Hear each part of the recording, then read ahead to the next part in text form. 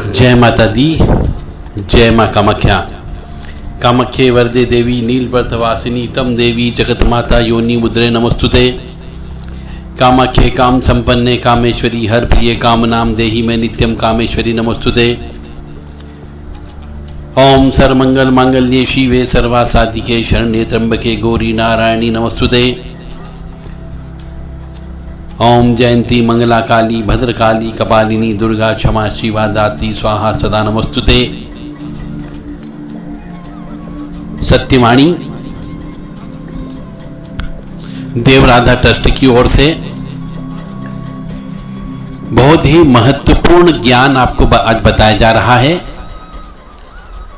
कि धोबी से कपड़े क्यों नहीं धुलवाना चाहिए और टेंट हाउस के जो गादी तकिए रजिए चद्दर जो होती है इनका प्रयोग मांगलिक कार्य में प्रयोग क्यों नहीं करना चाहिए।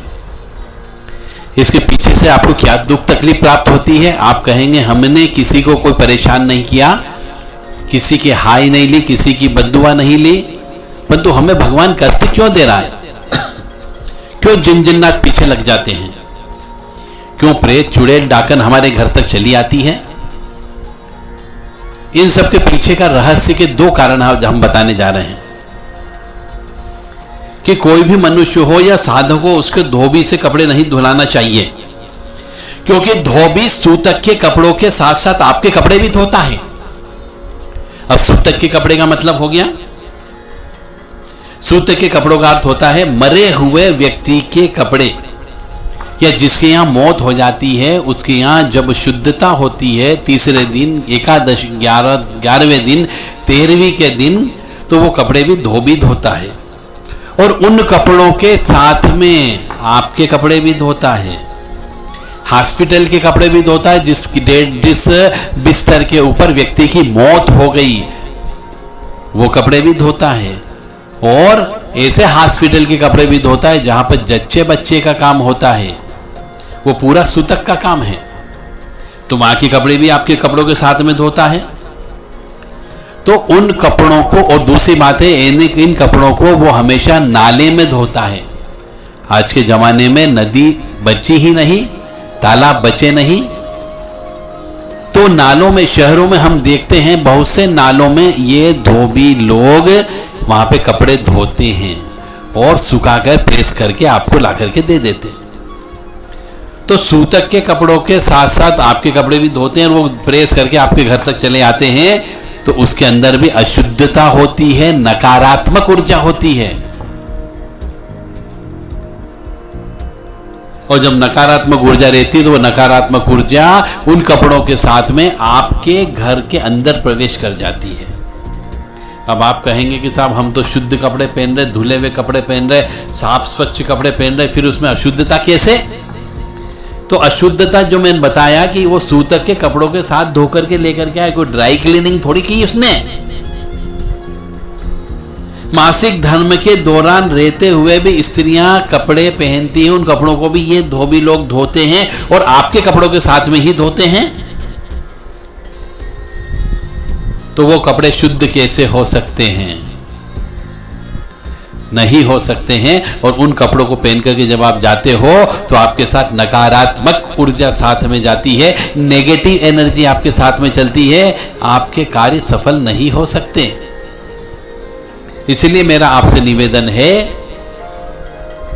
कि धोबी लोगों से कपड़े न धुलाएं। फिर अब आते हैं हम टेंट हाउस के ऊपर कि टेंट हाउस के गद्दे हो गए, चद्दर हो गई, रजाई हो गई, तकिए हो गए और दरी हो गई, इनका प्रयोग मांगलिक कार्यक्रम में हरगिज नहीं करना चाहिए। टेंट हाउस के गद्दे, चद्दर, रजाई, दरी, तकिया सभी हर जगह जाते हैं, मांगलिक कार्यक्रम में भी जाते हैं, सूतक वाले घर में भी जाते हैं, पातक वाले घर में भी जाते हैं,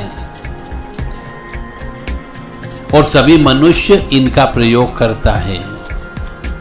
किसी परिवार के मृत्यु होने पर पारिवारिक सदस्य ज्यादा उपस्थित हो जाते हैं, रात रुकना पड़ जाता है, तो वहां पर टेंट हाउस के गद्दे मंगाए जाते हैं। और ठंड का समय रहा तो चद्दर और रजाई भी मंगाई जाती है। उनका किराया दे दिया जाता है, वापिस चले जाते हैं। तो वो जो जिन रजाई, गादी, तकिए और दरी का प्रयोग सूतक वाले घर में हुआ, वही रजाई, गादी, तकिए और दरी मांगलिक कार्यक्रम यानी कि बच्चे के जन्मदिन पर या फिर विवाह के समय पे या फिर गोद भराई के समय पे या फिर मुंडन संस्कार के समय पर या फिर जनेऊ संस्कार के समय पर जब हमारे यहाँ भी व्यक्ति ज्यादा उपस्थित हो जाते हैं तो हम उन्हीं रजाई, गादी, तकिए, चद्दर को मंगाते हैं और उन्हीं पर इन सब मनुष्यों को बिठाते हैं जो हमारे मेहमान होते हैं। तो इस प्रकार से अशुद्ध चद्दर, गादी, रजाई, तकिए पर आप सोते हो, बैठते हो, तो मांगलिक कार्यक्रम में जब वो आ जाते हैं तो मांगलिक कार्यक्रम मांगलिक नहीं होता है, उसमें अशुद्धता आ जाती है, उसमें पवित्रता नहीं होती है। और जहां अशुद्धता आ जाती है वहां पर नकारात्मक ऊर्जा आ जाती है। इसलिए टेंट हाउस वाले के यहां से गादी, तकिए, रजाई यदि मंगाते हो तो मांगलिक कार्यक्रम में बिल्कुल भी न मंगाएं, क्योंकि वो मांगलिक कार्यक्रम अमांगलिक में परिवर्तन हो जाता है। क्योंकि टेंट हाउस के गद्दे पर जूते चप्पल पहन करके सब मनुष्य चलते हैं। कई बार बच्चे उल्टी भी कर देते हैं, कुछ लोग ज्यादा खा लेते हैं शादी ब्याह के अंदर तो उसमें उल्टी भी कर देते हैं गादी के ऊपर। कुछ लोग जूते भी मैंने पूछते हुए देखे गए और न जाने क्या गंदे काम उसके ऊपर करते हैं। कुछ लोग सहवास संभोग भी कर लेते हैं।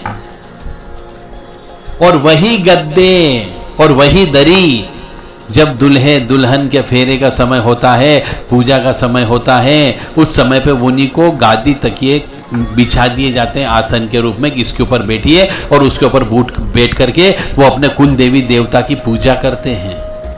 तो पूजा कहां से लगेगी आपकी? पूजा आप अपने देवी देवता की नहीं करते, नकारात्मक ऊर्जा की पूजा करते हैं, नेगेटिव एनर्जी की पूजा करते हैं, जिन जिन्नाद की पूजा करते हैं, भूत प्रेत पिशाच चुड़ैल डाकन की पूजा करते हो, कुल राक्षस की पूजा करते हो। और जब इनकी आप पूजा करोगे और जब फेरे लेते हैं तो वही फेरे के साथ में घर तक चले आते हैं। और घर आने के बाद में स्त्री को कई प्रकार के कष्ट होने लगते हैं, पुरुष को कई प्रकार के कष्ट होने लगते हैं, उनमें आपस में बनती नहीं, उनमें आपस में मारपीट होने लगती है और बात तलाक तक पहुंच जाती है। फिर आप कहेंगे साहब हमने तो बहुत अच्छी लड़की दी थी, लड़के वाले कहते साहब हमारा लड़का तो सोना है सोना, हीरा है हीरा।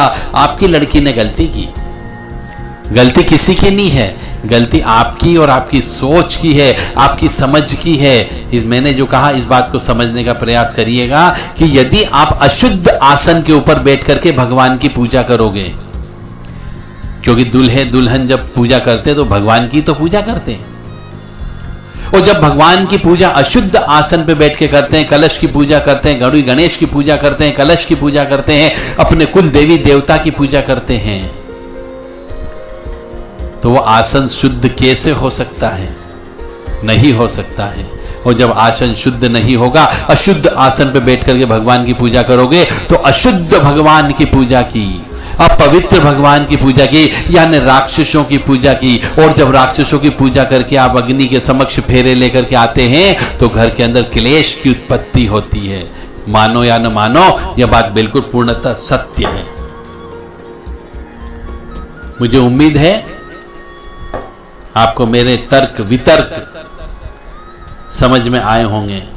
यदि आपके कोई इस संबंध में प्रश्न हो तो मुझे अवश्य बताइएगा। जय माता दी, जय मां कामाख्या। ओम ऐं ह्रीं क्लीं चामुंडा विचे, ओम ग्लौम हौं क्लीं जूं सह ज्वालय ज्वालय जल जल प्रज्वल प्रज्वल, ऐं ह्रीं क्लीं चामुंडा विचे जल हम सम लम झम फट स्वाहा। नमस्ते रुद्र रूपिणी, नमस्ते मधुमर्णी, नमः केटबहार्णे, नमस्ते महिषासुरमर्दनी, नमस्ते शुभंद्राणि सुम्बासुरघातिनीं, जागृतिं हैं महादेवी जपम सिद्धम करुष्मे। ऐंकारी षष्ठी रूपाय ह्रींकारी पति कालिका क्लींकारी कामरूपन बीजरूपे नमस्तुते चामुंडा चंडघाती च ऐंकारी वेदानी विच्चैंचाय बदानित नमस्ते मंत्ररूपिणीं धाम धीम धूम दुजड़े पत्नी वाम भीम बुम वाग्दीश्वरी क्राम क्रीम क्रुम कालिका देवी शाम चुम में शुभम करो होम होम होम कारोपणीम जम जम जम जम मनादिनी भ्राम ह्रीम ब्रूम बहरी बद्दे भवान्य ते नमो नमः अंकम जम डम तम यम झम भीम दुम मैम भीम हम झम दिजागम तोटोट दीप्तम गुरु गुरु स्वाहा पाम पीम पुम पाति पूर्णा खाम खीम खुम खेसरी तदा म्लाम म्लीम ब्लूम मूल विस्तीर्ण कुंजिकाय नमो नमः साम सीम सुम सप्तति देव मंत्र सिद्धम करुम इदम तुम कुंजिका स्त्रोत मंत्र जागृति यत्वे अभक्तेने दात्यम गोपितम रक्षपातिम ओम ह्रीं दुर्गाय नमः।